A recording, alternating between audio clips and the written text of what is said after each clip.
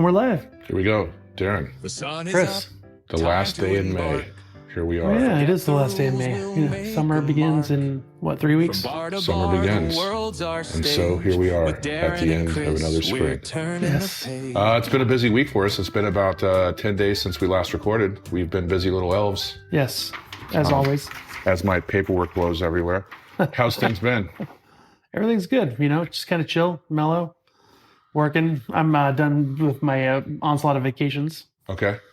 Well, before we get going here, Darren's been doing a little background rearrangement. What do you guys think? So a couple neon ads, make it a little more homey, playing with some natural light selection. Gonna work on it some more. Here we go. This one we are calling episode 22, Just Like Us in the Danger Zone.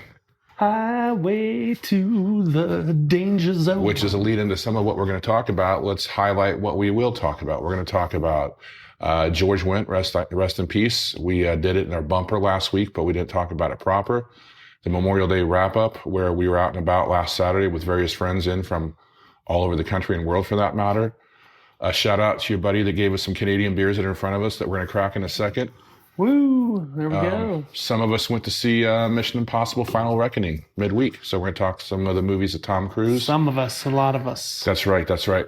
Our Vegas deal's back in Las Vegas as we go into the summer months. Southwest baggage fees began this week. Scotty G talks Apple. We both are Apple users, so Some things about the metrics of that.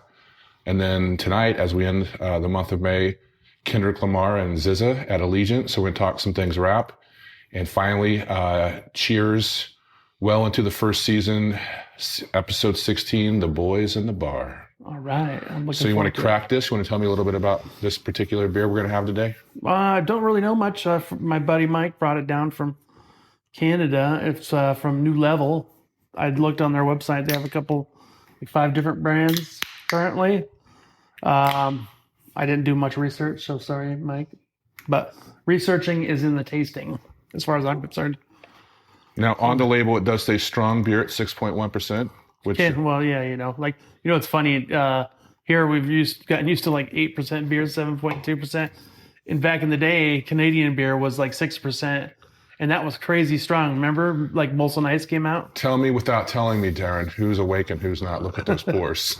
Yeah. Yeah, my pour is a little bit more bartender-ish. Yeah. Proper. Heady. Yes. This is called Electric Reaper. It's a juicy IPA, 6.2% from New Level Brewing, Canada. It's definitely juice. I like their website, and their tap room looks pretty small, but nice. They had to pull they had a promo ad. It was kind of like the new gods like Thor. We will talk about Hofbrau in a minute, but as the Germans say, Kopf's gut, and he's definitely got some head on that beer. So, as you're supposed to pour a beer, if you don't pour your beer like this, you're getting it poured wrong. Americans, for so long, were used to, how many times did you have a customer yell at you because the pint, you're like, no foam, you're ripping me off. Yeah. That was a 90s thing. I think most Americans are educated now, but oh my God, I remember I poured a pint of Stella for some guy once, and Stella, they have the little line. The chalices have the line where you're supposed to stop pouring, and it was supposed to be, that's where the beer is supposed to start, and the foam's supposed to fill the rest of the glass. Well, the guy was like, you need to fill that up all the way. And I was like, that's 20 ounces. And he's like, no, you're ripping me off. It's too much foam. And I'm like, it's a Stella glass, buddy. He's like, I don't fucking want it. It's not just a Stella glass, it's a chalice. Chalice, yes. He said, I don't want it. And he just walked away. And I'm like, okay, fine, whatever. Anyway. Well, as we raise a beer, and we thank our Canadian friends for sending this down. We, like I said, I prefaced a minute ago, we did talk in the bumper last week about we're 11 days removed from George Wendt, who perhaps might be the most fictitious barfly that we've ever known in American TV history. As Norm Peterson passed 11 days ago. Yes. Did share a story. I had the honor and the privilege of several years ago. He was out here at the Smith Center doing Little Shop of Horrors, of which one of your daughters has a name of. Audrey. Yep, Audrey too.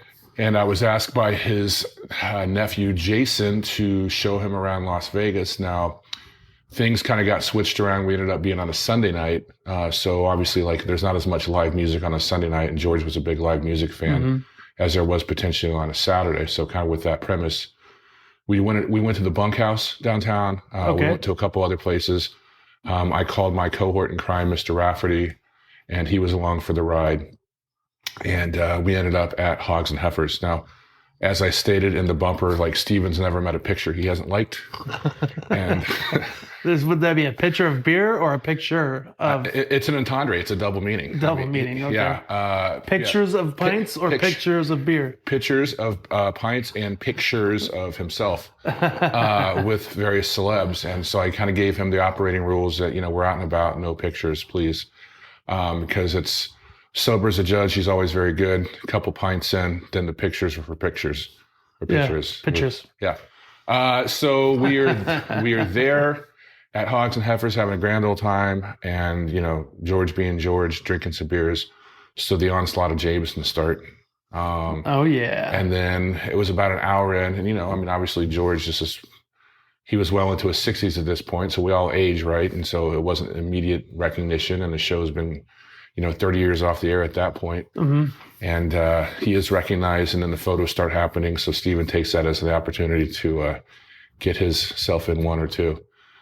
Fun evening. We ended up, at the time, I think if Uber was out there, it was very early Uber. So a taxi back to the residence was more than the room at the D.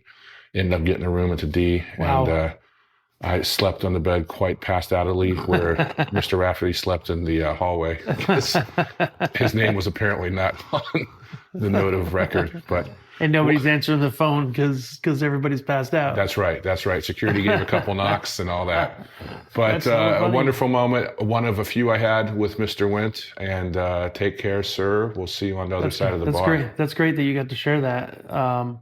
My only Cheers moment was when I got to visit the set, and the set being the set of the TV show, not the Bull and Finch in Chicago, but they saved it after it wrapped, and it was I don't know if it's still there, but there's the Television History Museum in Hollywood, and I believe it's still there. I'd have to look it up, but yeah, you can go sit in Norm's spot, and I have a picture from probably 2001, 2002 with me sitting in Norm's spot.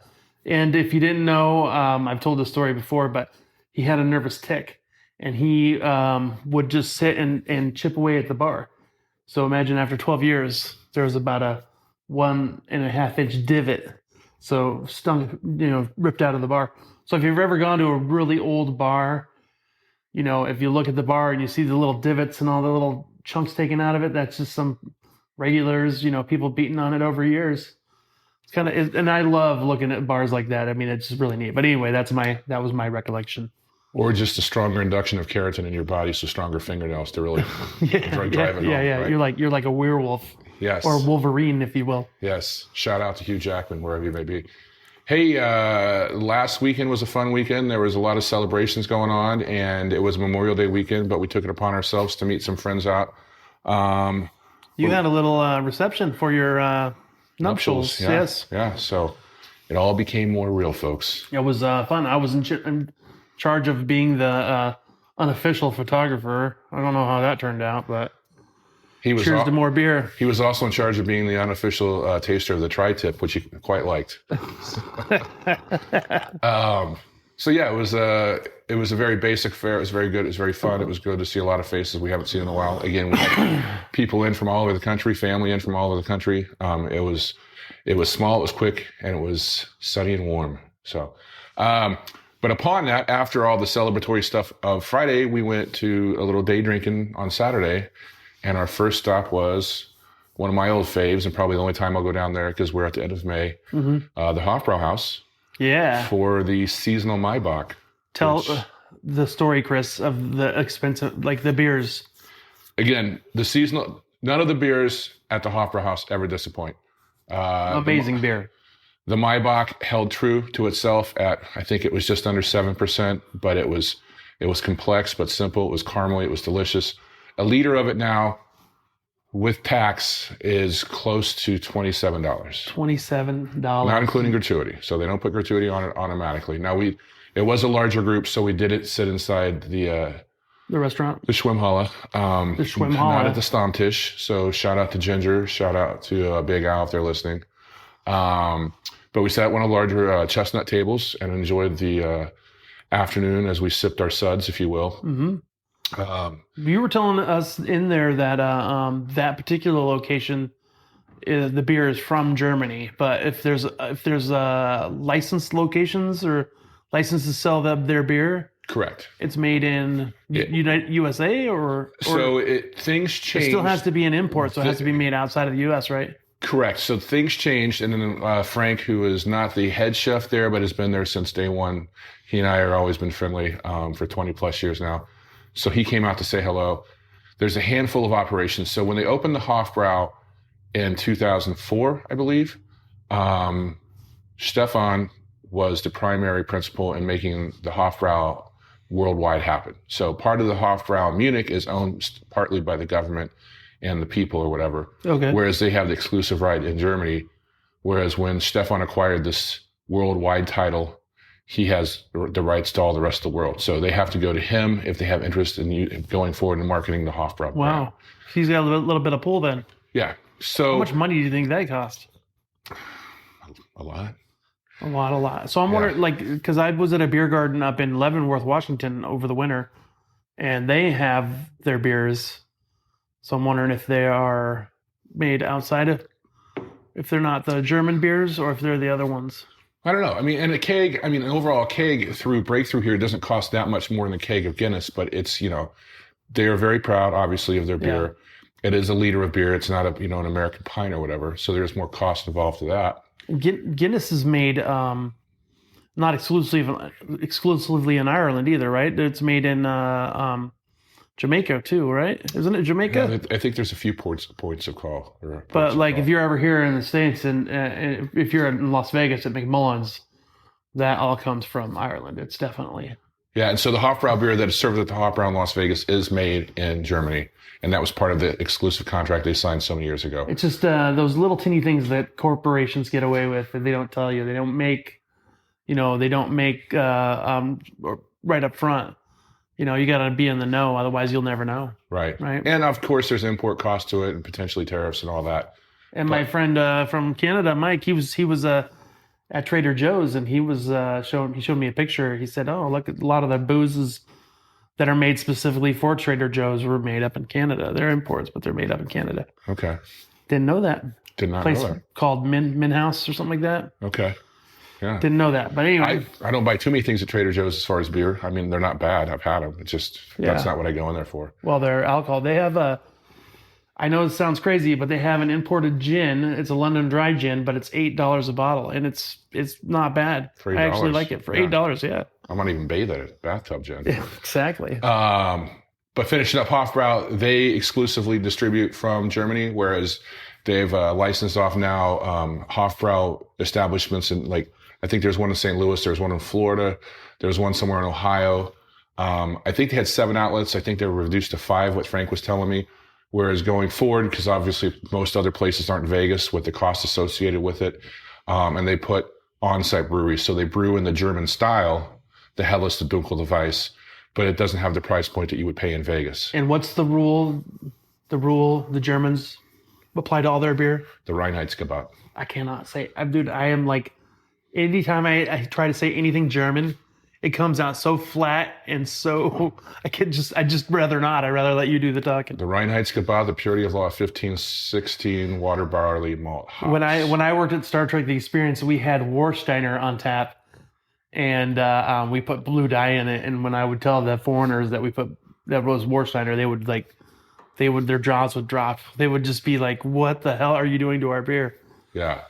So we enjoyed one there. We shared a pretzel. We enjoyed the afternoon music, and again, that's not a session place. I mean, if you're coming in and you're only going to be in Vegas once a year, I get it, but it is a session place if you're rich. Yeah, that's true. So we concluded the night over at the Office Bar, which is a friend of our Tony's favorite place. Yeah. Right, and then did you have any of those suicide fries? Did you try them? I did not, because I went to go play DJ and all the food was consumed by the time I got back. Suicide fries were featured on, I think they were on Diners, Drive-Ins, and Dives And I love those things. They're super hot. They use 3 different types of pepper. The hot sauce is crazy hot.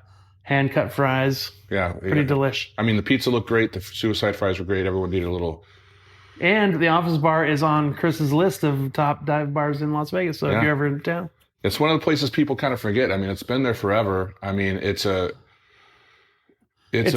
old school bar. They have an old school license. Do they even sell those licenses anymore? I don't think so. The packaged liquor licenses? Yeah, they have the packaged liquor license. So you could not only walk in there and get drunk, but you could walk out with a full bottle and continue to get drunk. And it's just off the airport property. So back in the day, limo drivers used to stop there and like either before they picked up a passenger or passengers like, you know what, I need a bottle of Crown before they got to the hotel. Which is not a bad thing to do. Like if you're coming here in like as a group, I used to do this with certain groups when I was traveling. You stop at the first place you can. You buy not a huge bottle, but you like a pint. And if you're in a limo, everybody passes around the bottle. You take a shot and you tell them what you're going to do in town. Yeah. Introduce yourself. It's kind of fun. Now you do it with alcohol wipes. So. Yeah. But yeah, Office Bar, when I first opened the Hofbrau house in 2004, that was our stop after we were done, after a nice, successful evening of all things Prosit. After you get done with a wild night at the Fruit Loop? Yeah, exactly. I'm sure if Stephen Rafferty wasn't here, he would appreciate that joke. But it was all walks of life in there, and that's what I've always appreciated, because it's a long bar, and you'd sit there at the end of it, because we would always kind of harness ourselves in the back, and kind of just like look down, and I was like, yeah, this is what's right. It's pretty beat up in there. It's pretty old. Yeah, dare we say it's a Buffalo Bills bar too, but that's okay. Well, there's a couple of friends of mine that I will allow it. Sure. So midweek, that was last Saturday. Yep. And then I think exhaustion kind of wore in on all of us, and having to go back to work Sunday. So we weren't long for the day, but it was a fun day. Mm-hmm. Wednesday, kind of been pushing off recording this until today, not midweek.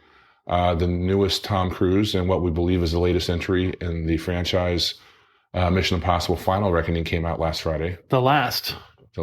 Potentially. Well, you have to assume. Yeah. I think Tommy turns 63 next week. So the first installment came out in 1996, and it has been almost 30 years of him running across motion picture screens. I enjoyed it. I thought it was a lot of fun. It's kind of like, I don't know, like not bittersweet, but there you go. Yeah. Looking very Top Gun-ish. So if we're going to be in the danger zone, why not wear the Ray-Bans? Man, what a career. I was thinking about Tom Cruise. You know what I was thinking about? Like, remember the scandal with all his Scientology and the jumping on the chair thing, and how everybody went off on him? And I think he went to, I think he just kind of kind of rebranded himself as like he's kind of become like a blue collar actor. He's like just the everyman. He's like, hey, I'm just going to stick to action and stuff. That's all I'm going to do. I'm going to work hard. I'm going to try to please the people. And that's it. You don't really hear any scandal or anything like that from him. And man, I wonder, I mean, I've always liked the guy. I mean, like when he jumped on the couch and everybody's making fun of him, I was like, leave the guy alone. He's just excited. He's married. He's happy. When you're falling in love, do you not make ridiculous kind of statements, right? Sure, absolutely. And that was on Oprah, right? That was on Oprah, yeah. And then Scientology has always been kind of under attack. It's like this alt religion, and to be honest with you, I don't know anything about it. And you know what? I have not heard any scandals about sexual abuse scandals from Scientology. I've heard people saying certain things about it being controlling, but I really don't know anything about it. So I thought you identified as L. Ron Hubbard. Dianetics, baby. Right, Dianetics. And Dianetics is something I do after a long night of drinking and Taco Bell. Well, I mean, I think we've seen from, dare we say, if Tom Brady is the GOAT of American football, you got to think Tom Cruise is the GOAT of blockbuster films, at least in the last 50 years, right? I mean, arguably, like for our profession, one of the greatest bartender movies of all time. Yeah. Aruba, Jamaica. And then I think this Dead Reckoning, The Final Reckoning, and then Top Gun Maverick in the last 3 years. I mean, he's kind of done a masterclass of like old school advertising marketing of really getting the film out there and doing the press junkets. And I think somebody used the word that the other day that in a press junket that said that, you know, Tom Cruise is doing what a lot of other actors in Hollywood should be doing, is being grateful. Yes. You know? And he doesn't come across as like a rich douchebag. Right. He comes across as like a blue collar guy, somebody you want to hang out and have a beer with. Yeah. And, you know, he's infamous, you know, like all throughout Hollywood, of like people that know him. You know, have you heard about the cakes that he gets? Sure. Everybody, you know, and he has a list and it keeps growing. And man, this bakery, they got to be like the happiest bakery in the world. You know, like once a year, you're going to get an order for like 2,000 cakes from Tom Cruise. I mean, you know, like Brian McMullen used to say at McMullen's, you know, you just need that one holiday and it makes your business. Right. And if you can have two, it's even better. So Tom Cruise is just buying these cakes for these people. It makes that business. Now, what did you think of Final Reckoning? I loved it. I thought it was great. You know, it seemed to me to be a bit of a smaller film. Like, you know, like where's the gadgets? Where's the this, the that? You know, it was all kind of analog. You know, there was the suit that he went down into the submarine with. But it was really just kind of like a what do they call that? A MacGuffin. Yeah. You know, it was like, hey, we got the special suit that'll get you down to the thing and it'll do the thing. And they didn't really they just kind of like special gas, you know? Sure. And then of course the planes, very analog, you know, nothing digital about it. And, you know, they didn't do a lot of the, like what they did for all the other films, you know, it was very, very, you know, sci-fi. You know, the masks with the, you know, the computers printing them out, and, you know, all the gadgets and stuff, his glasses with the screens in them and blah, blah, blah. So it was kind of low tech, lo-fi. And I kind of appreciated it. It came in at like what, just under 3 hours, like 2:49, I think, 2:39, 2:49. Yeah. So it was kind of long. I mean, there was some setups and callbacks to kind of what I believe is the end of the franchise, because it kind of just wrapped up everything nicely. Now that I said all that about it being lo-fi, I'm like, the bad guy was a computer AI that was trying to destroy Right. the world, you know? Like, Well, it's like the allegory for, you know, hey, everybody put down your screens and go watch a movie. recurring character Izai Morales, the actor, I guess his residuals finally ran out with La Bamba, and he had to pick up again as Gabriel. You know, so we haven't seen the guy in major film for a while, and then he pops up. You know, if he's not on telenovela, Yeah. you know, he's that. I was watching a little setup the other day. I think Jimmy Kimmel had on Nick Offerman, who had a small part in this most recent one. Yes. And Nick Offerman's like, I am in love with Tom Cruise, you know? And he was basically saying, kind of to your point about the cakes and everything, that in the last couple of years, they were at a Tom Cruise birthday party, and his Nick's wife came along, who I guess had a minor role in one of his first films, Risky Business or something. Now, he didn't remember her from that, but of course she remembered being in that. Yeah. And Nick was basically lamenting that Tom talked to me for 20 minutes, and he goes, he's very intense. He's like, but you feel like when you're talking to him, like there's no one else in the room. And then we're getting ready to go. And then he pulls my wife and I aside, and they talk about that. And he goes, can you just imagine that if we had 40 minutes with Tom Cruise? And he goes, there was no less than 100 people that at that party, if everybody else had 20 or 40. Oh, man. He goes, he extends time and space. Yeah. So again, that's eight movies in the franchise. Favorite Tom Cruise movie? We were going to, and I knew you were.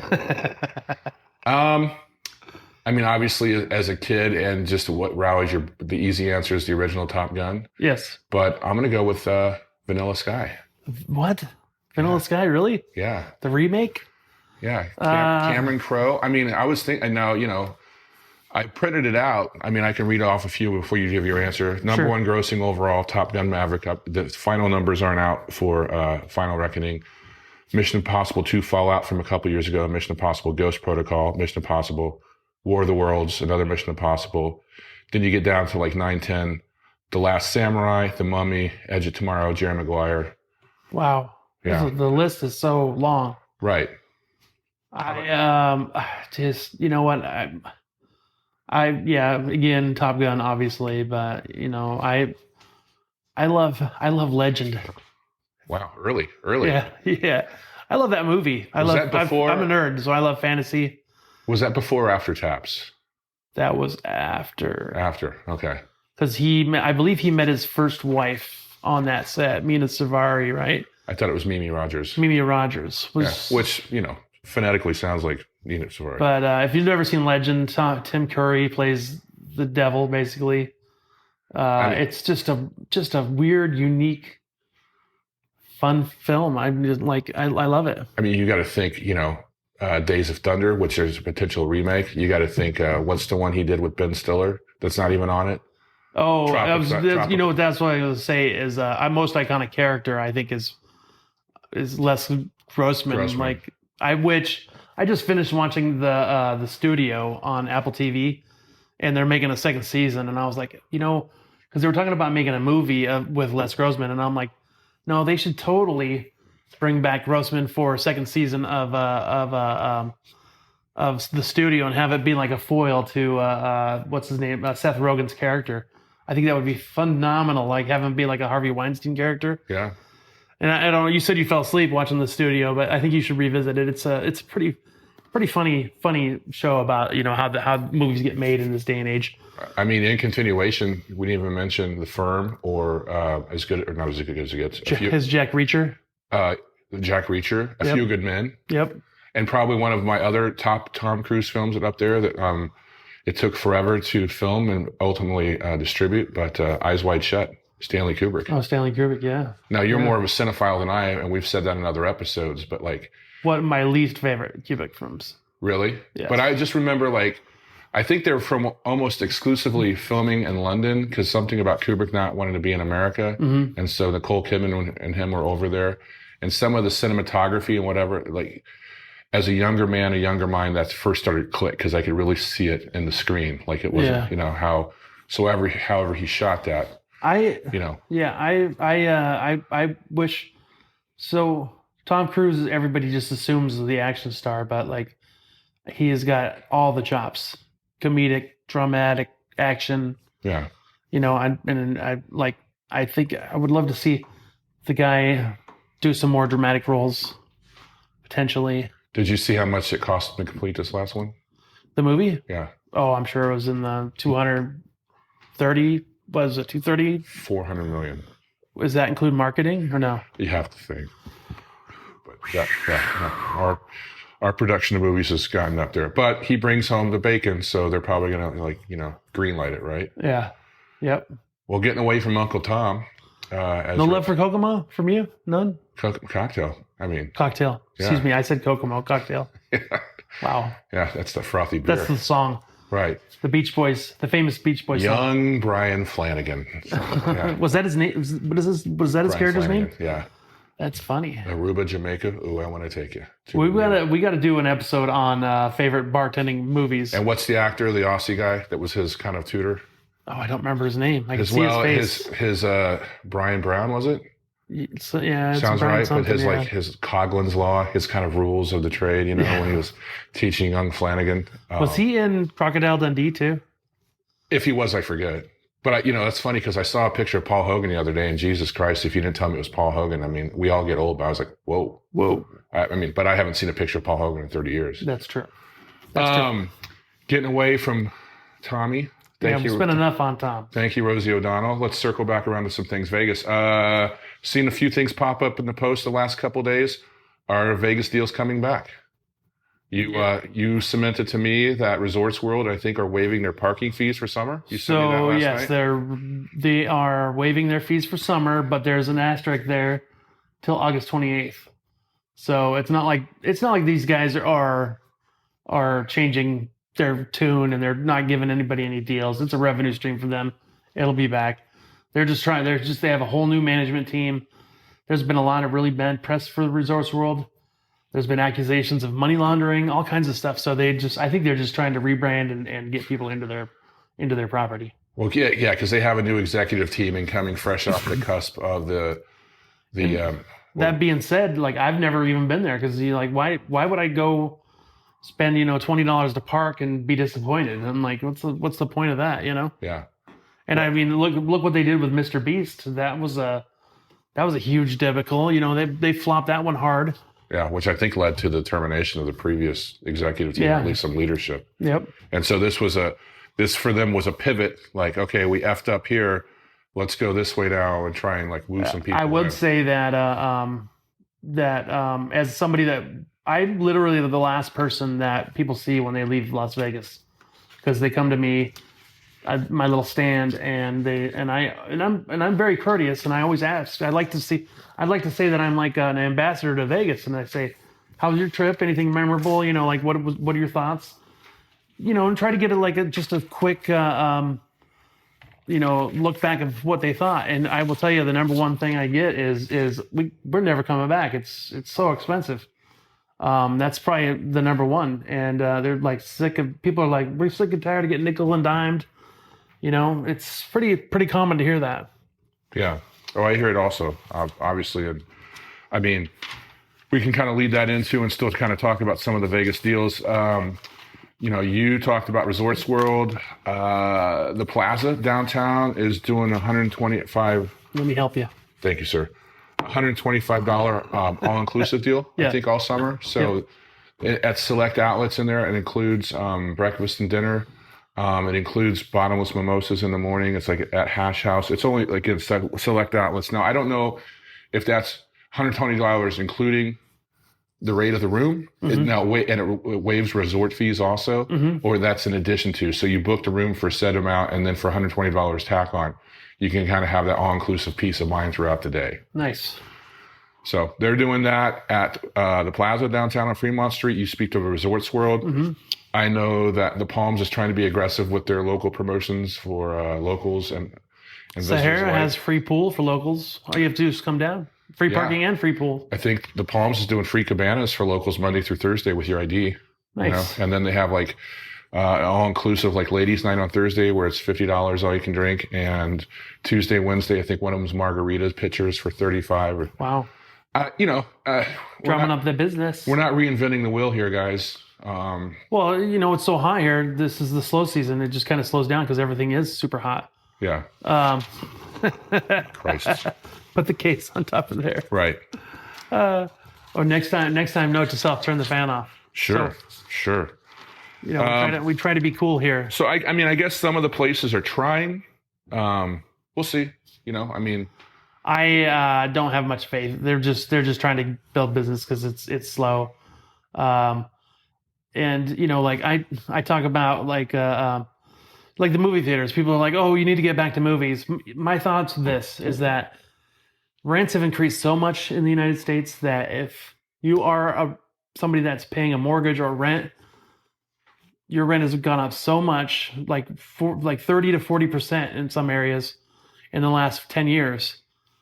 So these companies are like, where's the business? And I'm like, people don't have as much income to spread around for these other businesses because it's all going to one thing. It's going to rent. I don't know what your take on that is, but that's my look at it. Yeah, another thing that people want to do these things, but they can't afford it. Another thing that we didn't talk about is, Born and Raised, a place that you and I have both been to in the past. They had a few outlets here in town, more local bars. Great concept, Oh yeah, I was going to ask you, are they officially done? That seems to be the big question. A couple stores are already closed. They closed the one in front of the Horseshoe a while ago because I think trying to be a more crafty bar on the Strip wasn't working out for them. I think the Henderson store and the Warm Springs store are still open. I don't know about the Northwest, but it seems they're like behind the eight ball, And for a store that 10 years ago, it was a ticket to print money. Yeah. How quickly things change. Maybe too much investment or too much extracurricular. Oh, maybe it's like remember the Mixed Nuts group, In and Out or Outside In. Outside In. They just a lot of these guys they're lawyers and they get together with their lawyer buddies from college and they're like, hey, let's buy a bar in Vegas, and they just like Mixed Nuts. They just didn't think they needed to pay taxes, and one day they just got raided. Remember? Yeah. Quirky, do you know if there's still Madame Tussauds at the Venetian? Yes. There is? Yes. I was doing some information. Not Madame Tussauds here, but another L city that I love, London. Mm-hmm. This week is doing something near and dear to my heart. They're bringing the Greg's sausage roll to its museum, which is the first included food item to be personified in wax ever.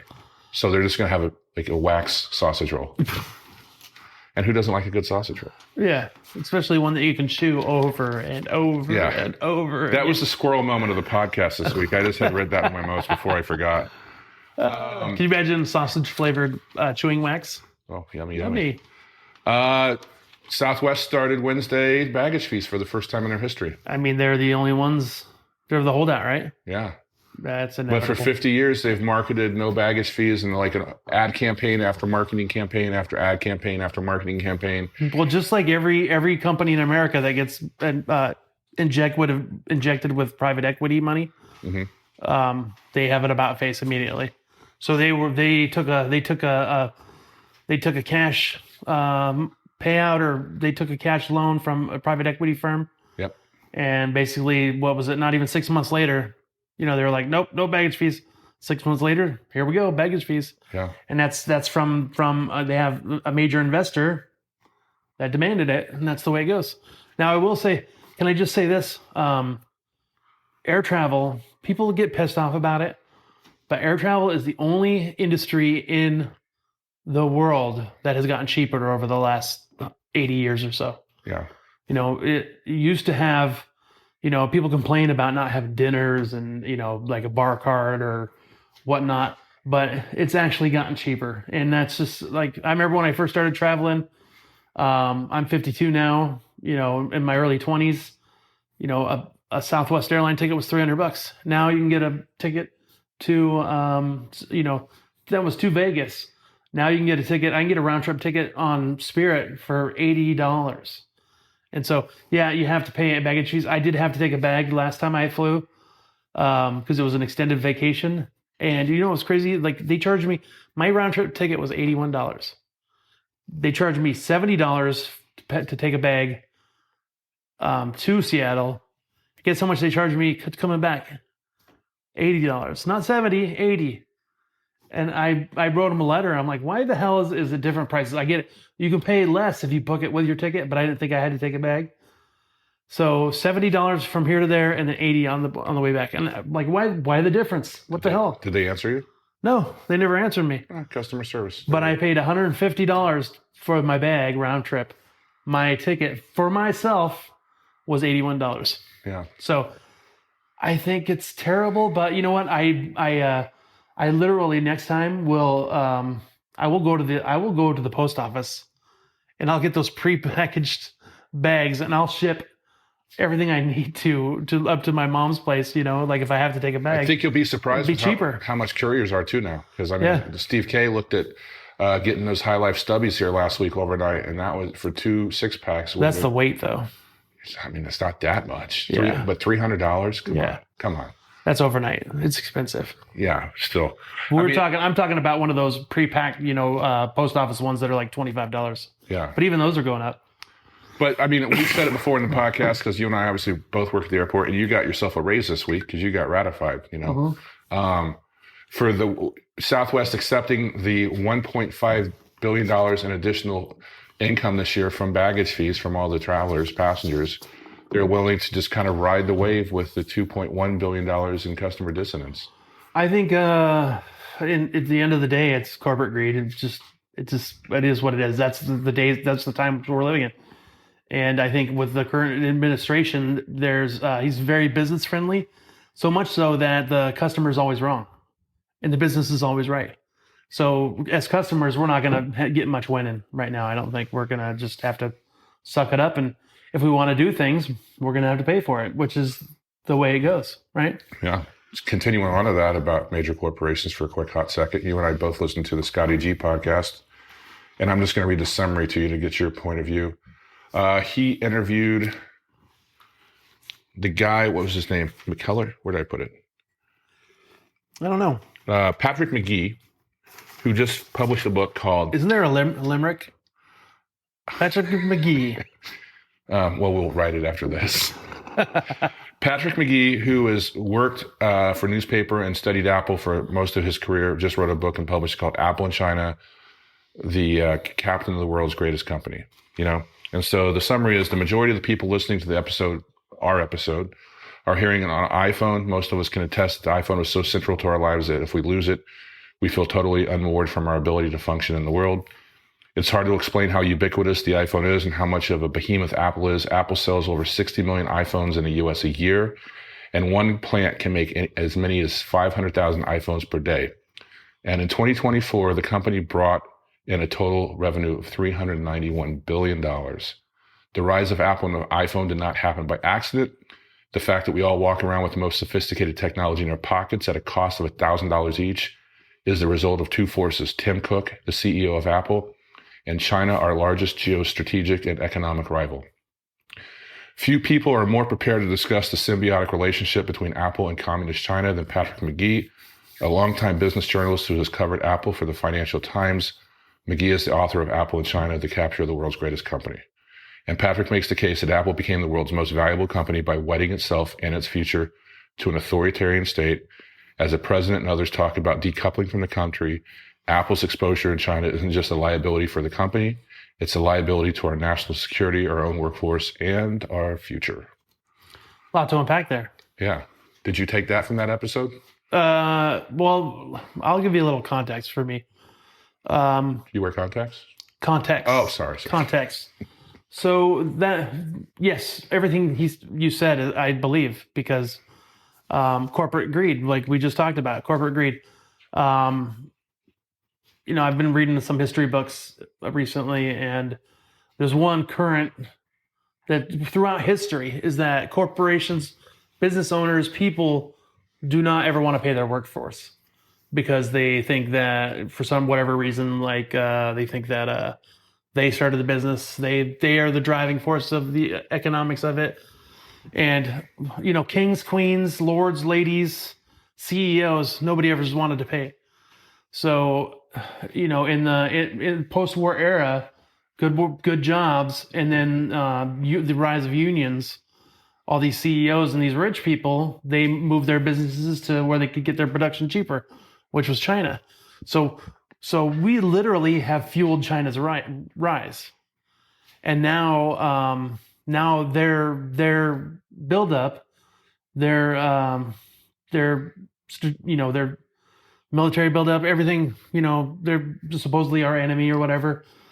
It's all due to rich people moving jobs from us because they don't want to pay. And so they have nobody to blame but themselves. I think now they're trying to find a way to get out of it, which is crazy.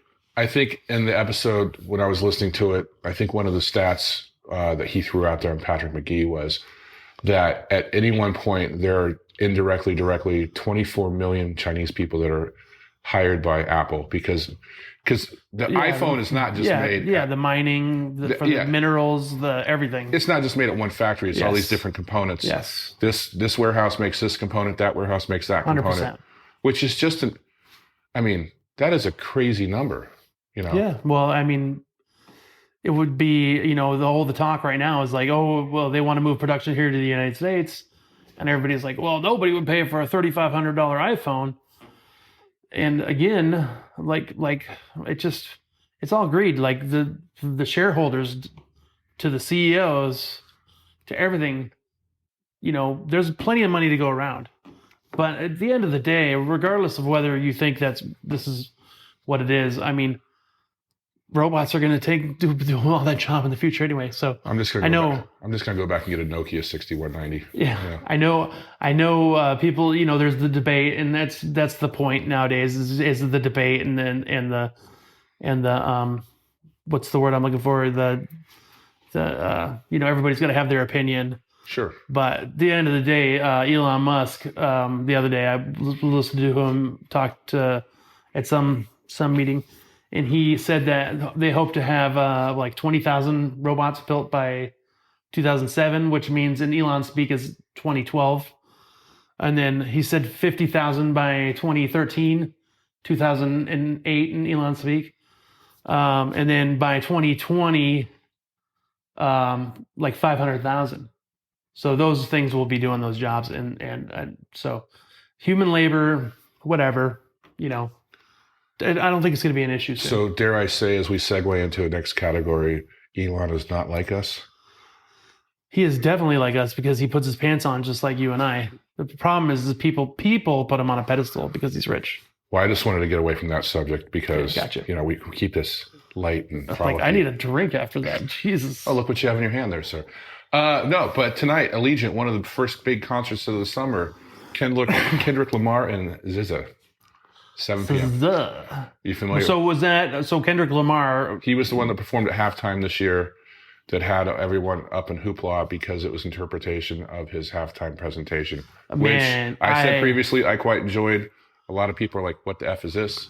Dude, well, I know the type of people that are like, what the F is this? Yeah. You know what I'm saying? Right. And usually those are the ones that support the losers and that other war we had. Sure. I'm just saying. Sure. Anyway, I loved it. I didn't get all because I don't know anything about Kendrick Lamar and nothing. The only thing I know about SZA is that they have that fun song with Maroon 5. Yeah. So that's how out of the loop I am when it comes to music. But after watching the halftime show, I was like, what the fuck was that? And then I did a little deep dive, and I was like, I like that. And it was fun. Who is your favorite rap artist of all time? Since we're both showing kind of how white we are right now. Don't ask me. SZA did the spit with Maroon 5. I saw Beastie Boys open for U2 once, which I was like, that was pretty damn cool. I got to see the Beastie Boys once. Okay. All right. Yeah. But I mean, rapper, dude, I don't know, man. There's so many. Will Smith. Well, I'm just kidding.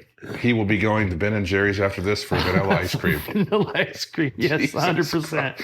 Yeah. No, I don't. I don't. If there was ever anything open for interpretation, Will Smith. My parents just don't understand. Yeah. Yeah. There was a nightmare on my street. Yeah. Oh my God. No.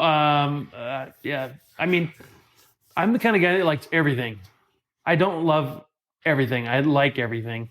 And so for me to have a favorite anything is just very difficult. I have split emotion on a couple things because, as a child, one of our first big trips vacation-wise was to Disney World in Orlando. And my parents had purchased a mid-'80s Ford Econoline van with the captain chairs and everything. Yeah, nice. And I had my cassette player. Sony was a little too pricey, but I had a generic cassette player. Even better. So in various trips, I lost. You had a Sanyo? Could have been, yeah. So the tape went go bio. Oh no! Because in similar trips, I lost a Ice Cube tape. Okay. Which is my answer. And I lost. You know what? And I lost an Andrew Dice Clay tape because my mother discovered both of me listening to Witch. Oh, that's so funny. Yeah. So somewhere in Tennessee, NWA, man, that first album was so good. Straight Outta Compton. Oh my God, I used to listen to that on repeat. Yeah. I remember Skywalker. What was the name? Two Live Crew. Yeah. Yeah. That album too, man. That was such a good album. Which we might name the next episode "Pop That Coochie 50 Years On." And for me, now I have to get in the mode. For me, obviously, because I'm a Seattle boy. Mix-a-Lot. Sir Mix-a-Lot. Oh my God! Like Swap Meet Louie, making lots of dollars. Meet me on Broadway. Yeah. Boom, boom, boom. Yeah. Testarossa. So good, dude. Such a great album. You wanted to test your 15-inch subs in the back of the car? Funny story. For me, I worked at a Dairy Queen at like 17 years old, 16 or 17. And he had the hots for one of the girls that worked with me, right? Raquel Torres. Okay. And him and his posse would roll up, and he would put the moves on her. And so I'd make Sir Mix-a-Lot a Blizzard back in the day. I'm gonna give a little facts here real fast before I drop one little last bit on rap music before we go way to our left. So he didn't exclusively do Dick's. He did Dairy Queen too. Just saying. There we go. Within the recording industry, EAS is an acronym for Equivalent Album Sales, which combines physical album sales, digital downloads, and streaming equivalents to provide a comprehensive measure of commercial success. Who do you think the number one overall Taylor Swift rap artist? Oh, doesn't she do rap too? Not as of yet. I'm just kidding. I mean, I think Post Malone went away from it. Can I just do a really quick rant? Taylor Swift got her music back to yesterday. Oh, I saw that. Yeah. She owns her whole entire library now. Thanks to Shamrock Industries or whatever it was. Okay. But I think that's super cool, and that's amazing that an artist can own their own stuff. Weird, huh? Isn't that crazy? Yeah. Want me to give you a little hint? What? What is one of your most popular confectionery treats? Most popular confectionery? I don't know. Snickers. What? Dare we say M&M? M&M. Oh, shit, that's his company. Well, no, I'm just saying overall the EAS, the number one rap artist by the recording industry, streaming, album sales, et cetera, et cetera. God, I love that song, Monster, with him and Rihanna. Marshall Mathers coming through. That's such a good... Did he help? Or is that the number for the... That's the number. So speaking of numbers, the number 2 artist currently is Mr. Call You on My Cell Phone, Drake. I always thought that's crazy that a white guy is the number 1 rapper of all time. Dr. Dre saw a path.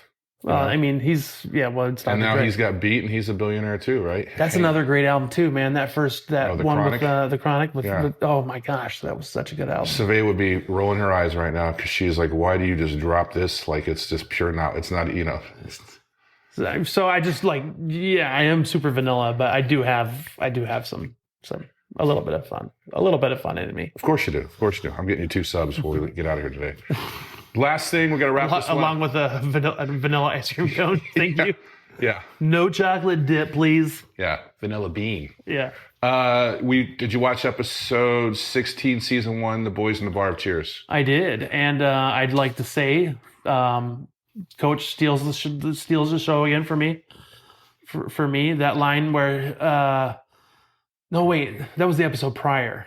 Sorry, where there was a line he said what he said. Oh, he's got a PhD at MIT, and coach was like, if you guys don't want to tell me, just don't tell me, okay?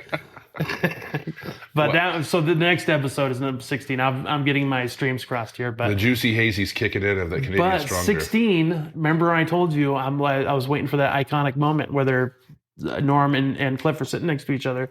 Yeah, and that was 16 is the first episode where they are in their spots. But this one was kind of Paramount, not because it's distributed by the network now, Paramount, but kind of ahead of its time, because we were talking about this off camera before we started recording, that one of Sam's former teammates, players, comes back because he's publishing a book, and in the book he comes out as gay. Yeah. Now, Sam, being the ultimate galook that hasn't read the book, Diane speed reading it, trying to give him a little insight before they start doing the press junket at the bar, trying to give him a heads up. Yeah. And then the first press person asks, like myself, Sam inserts foot directly in mouth. Yes. Yes. If our good friend was listening right now, he'd say talk soupy. Yes, very talk soupy. But I mean, you got to think that this is the early part of 1983, and as I was saying off camera, this is before the AIDS epidemic. This is before Freddie Mercury. This is before Elton John really came out, or George Michael.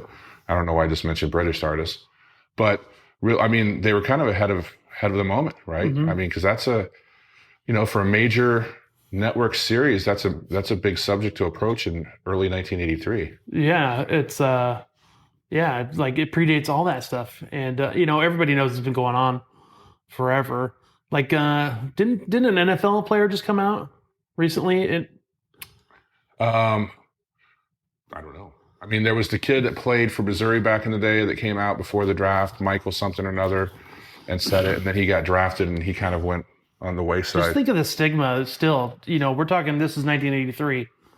This is nearly 42 years later. And how many openly gay athletes do you have in the NFL or the MLB? None. Yeah. So that stigma is still sticking with us, and it's kind of sad because, everybody knows somebody that's gay. Whether you believe it or not, you do know somebody, and it's kind of crazy to think that it's still. So this episode was not written by Les or Glenn Charles. It was directed by Jimmy Burrows, but Ken Levin and David Isaacs wrote it, and it was inspired by the coming out of former Los Angeles Dodgers baseball player Clint Burke. So we all find our inspiration in truth or reality, right? Yeah. And, Hollywood, like I've talked about many times, Hollywood is more, it trends higher when it comes to that demographic, with the LGBTQ community.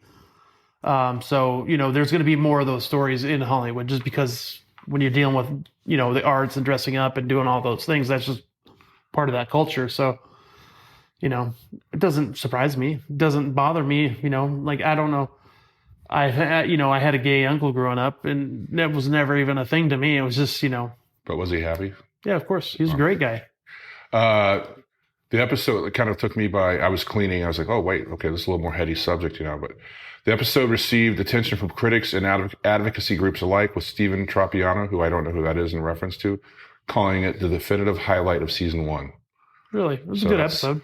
what is that, episode 16? So what is it, 23 or 25? We're kind of getting to the tail end of season 1. Yeah. Which is probably a good space to where we say this is the tail end of this episode. Yes, it is. Because you're at the end of your beer, I'm at the end of mine. Give me some rope, Go out with some Kokomo. Kokomo, Aruba, Jamaica. Yeah. Ooh, I want to take you. Not too much. We don't want to give copyright.